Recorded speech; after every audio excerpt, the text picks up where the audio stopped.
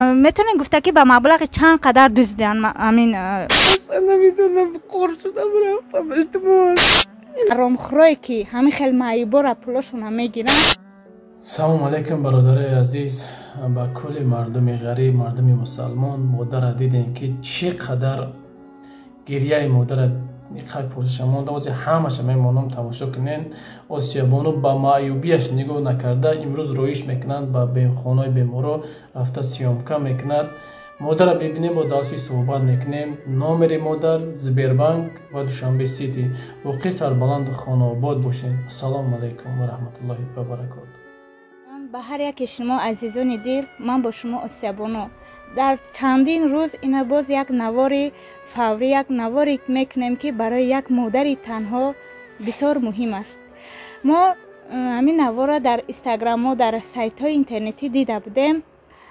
همین نوار را من پهن کردم، نه که یک دو برادر و یک دو شناسا گفتن که تا اینی که تو خودت نبینی ما باور نمیکنیم. این من در حقیقت آمدم دیدم که همین مادر با کمک ما و شما نیاز دارد. همین مادر را باید جراحی میکردن، لیکن این پول جراحی ای جمع شده ایستاده بود در خکرها، یعنی که حرامخورایی که همین خیلی معیوبا را پولاشون هم میگیرند دزدیدن. این مادر جراحیش ماند، از خدا نترسیده همین خیلی آدما را پولاشون هم میگیرن. در حقیقت ما فهمیدیم که همین مادر عزیزمان هیچ کس ندارد. این یک تنها است، نه فرزند دارد، نه یگان کس ندارد. این در خانه یک مادر دیگر هست که این مادر خدا برکتش ده که همین مادر دیگر رو نگاه بین میکند که این مادر باید جراحی کند با مبلغ 25,000 سومان. لیکن افسوس که همین خیلی حرامخورایی که هستن که مبلغ معیوبای بیچاره، همین خیلی درماندهایی که از دیگر جامعه بیان در شهر خودمان مبلغ آنها رو میدزدن. به همین خاطر جراحی همین مادری بیچاره‌مان مونده است. به همین خاطر از شما خواهش میکنم، برادران دست به خیر من، برادران مهربان من هستین، شما میتونین که دستگیری کنین. بین باز اول سخن رو به همین مادر عزیزمون میتیم و بعدا با سخن رو دوام میتیم که تا چی درجه مقصد همین چیز حقیقت دارد، باز از زبان همین مادر فهمیم با خوبتر و بهتر میشود. سلام خاله جان. سلام خاله جان، امین در چند قرن پیش ما فهمیدیم که مبلغ جراحی شما از کارت شما گرفته شد، یعنی که خکرها گرفتن. همین حقیقت داره؟ دزدیدن تایار. ای پشتی همون اپراسیون کردن، نتونستن گشت خونه اومدم. میتونین با مبلغ میتونین گفته که با مبلغ چند قدر دزدیدن؟ همین مبلغ نه که جراحی برای جراحی شما 30,000. برای همه آدمایی که همین کار در حق شما کردن چی گفتن؟ برای همین برادرایی که شما را نگاه مقصد تماشا کرده ایستادن در کانال ما، اینا گفتن که بیا بین، اینا من اومدم در حقیقت وضعیت شما واضحه، چی گفتنی هستین؟ یعنی که چی مراجعت کردن، چی خواهش دارین هم مقصد برادرایی که تماشا میکنن ما و شما را؟ یاردم کنین گوش از کلا عذاب کشیدم که طاقت کردن نمیتونم که روزی شب درد من گوسپند نه خستم نمیتونم، نگشتم نمیتونم، قرض شدم رفتم التماس. پیشم یک که گوت آدم نیستم. میگوین شما فرزند ندارین، شما هیچ کس ندارین، این حقیقت دارد مادر جان؟ حقیقت داره، هیچ که ندارم، نه خونه ندارم، نه فرزند، نه هیچ که ندارم. از برای الله برادران دست بخیر، برادران مهربان، به خاطر آب چشم همین مادر یک دستگیریش کنید که خودم هم معیوب هستم، خودم هم درمند هستم، میدونم که در چی هست. به خاطر آب چشم همین 25,000 سومان چی هست که یک دستگیری کنید، یک کمکش کنین همین مادر. شما مادر جان برای برادرها التماس به خاطر آب چشم همین مادر یک دستگیریش کنین، خواهش میکنم. مادر جان با چی گفتن دارین؟ چی گفتن با؟ یگان در دلتون چی دارین در دلتون برای برادرها گفتنی هستین؟ گپ زنین، پناه نکنین. چی دارین در دلتون؟ التماس یاردم تیین، اگر تونستین. نمیتونم دیگه این خیلی زندگی کردم. من هیچ کار کردن نمیتونم، فقط میتونم که خدا با رحمت گویم، ای پشت شما مالیت کنم. من خیلی تاجیک بسیار عزیز نمیتونم. خیر این خداتون دیده استودین. بازم التماس میکنم از برای الله بین یک دست جمعانه از همه بلاگرها خواهش میکنم، از اکای رحیم، از اکای سعدی، از تمام بلاگرایی که تماشا میکنین التماس میکنم همین را یک پدیلیت کنین، یک دستگیری کنین. همین 25,000 چیه که همین مادر را یک دستگیری نکنه. مادری همه ما و شما، اگر مادری ما هم به همین خدا نشونت همه بیمار میکنه خدا، نه که مادری ما و شما همین خیر باشه ما هم دبیت میکنیم، ما هم میگیم اوه چی باشه، اگر 100 گپ هم شنویم با دبیت میکنیم به خاطر چی؟ به خاطر مادرمون، نه که همین مادری ما و شما میشه که بود بیچاره هیچ کس نداشته.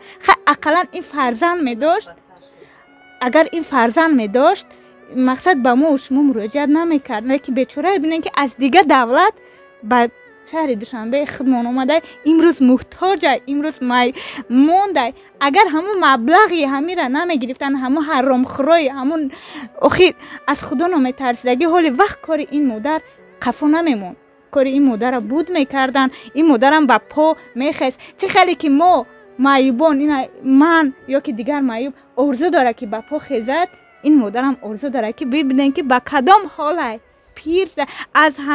از روزی که مبلغ همین مادر گم شده بیچاره یگان چه خورده نمیتونم، میگه نمیتونم، خراب شده همین زنکی، نمیتونم میگه خورده که من یک آدم از در موندگی از دیگه دولت اومدم، خدا برکت صاحب همین خونه که مرا نگاه میکنه، میگه نمیتونم میچه خورده از اگر حوز مبلغ من پول گم نمیشد من حوز زندگی من میبردم با پا راست میخستم.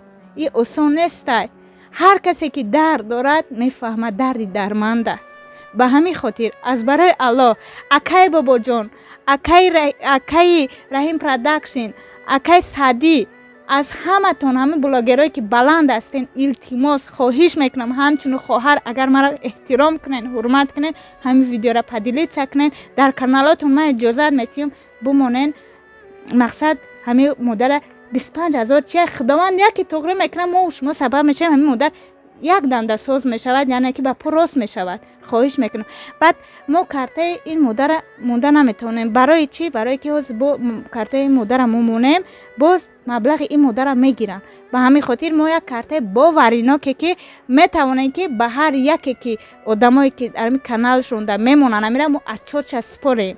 من به شما با باوری میگم که اچوت همیره من یک تا به شما میسپارم، به بیمارخانه رفتنش، به جراحیش، به همش من اچوچ میسپارم. خواهش میکنم به تشویش همین ویدیو را پدیلیت کنیم، به خاطر هیچ نه، به خاطر آب چشم همین مادر که مادری همه ما شما هسته.